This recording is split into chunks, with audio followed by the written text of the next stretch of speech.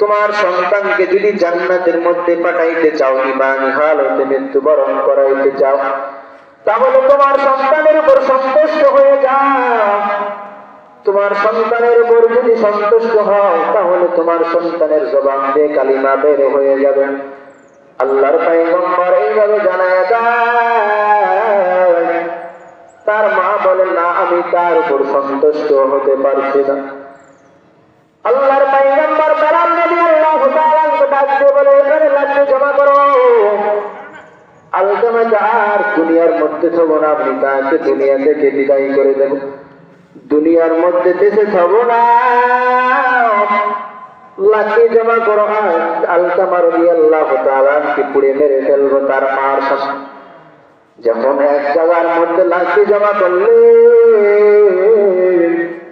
দেখলেন আলকামার মা বলেন, আমি আমার সন্তানের কষ্ট সহ্য করতে পারি না। আমার সন্তান আমার সামনে আগুনের পুড়ে আগুনের মধ্যে পুড়ে মরবে। আমার সন্তানের সহ্য, আমার সন্তানের আযাব সহ্য করতে পারছি না। আমি আমার সন্তানের উপর সন্তুষ্ট হলাম। আমি সন্তানের উপর সন্তুষ্ট হয়ে গেলাম ও আল্লাহর রাসূল। এইভাবে যখন আল্লাহর পয়গম্বর জানায় দেন, আল্লাহর পয়গম্বর জানার সঙ্গে সঙ্গে তার জবান দিয়ে কালিমা বের হতে লাগলো।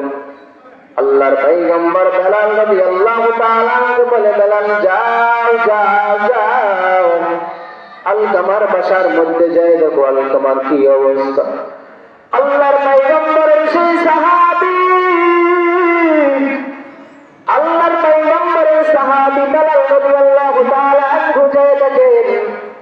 দেখেন আলকামার জবান দিয়ে অটোমেটিক ভাবে কালিমা লা ইলাহা ইল্লাল্লাহ জারি হয়ে গেছে। মা অসন্তুষ্ট থাকার কারণে জবান বন্ধ হয়ে গেছে। মা যখন সন্তুষ্ট হলেন, সঙ্গে সঙ্গে তার জবান দিয়ে কালিমা বের হতে লাগলেন। এইভাবে মার কামত দুনিয়ার মধ্যে আল্লাহ দান করেছে। বান্দা দুনিয়ার মধ্যে তিনটা মানুষের দোয়া বেশি বেশি কবুল করা হয়। আল্লাহর পয়গম্বর হাদিসের মাঝে জানায় দেন, মুসলিমের দোয়া আল্লাহ আমি বেশি বেশি কবুল করে নেই। আবার মুসাফির ব্যক্তির দোয়া আমি আল্লাহ বেশি বেশি কবুল করি। তৃতীয় নাম্বার হচ্ছে মা বাবার দোয়া আমি আল্লাহ বেশি বেশি কবুল করে নেই। মার সঙ্গে যদি অসন্তুষ্ট মা যদি তোমার উপর অসন্তুষ্ট থাকে, তোমার জবান দিয়ে কিছুই বের হবে না, তোমার কবর হবে জাহান্নামের মধ্যে। দুনিয়ার মধ্যে বেঁচে থাকতে পারবা না। দুনিয়ার মধ্যে তোমার কপাল পড়ে যাবে, কিন্তু আখিরাতের মধ্যে তোমার কপাল পড়ে যাবে রে বান্দা। এই জন্য মা বাবাকে যদি এখনো কষ্ট দিয়ে থাকে,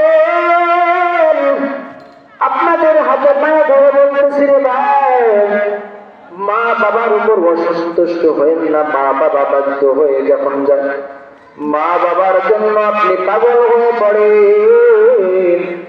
কারণ মা তোমাকে এত কষ্ট করে দুনিয়ার মধ্যে লালন পালন করলেন।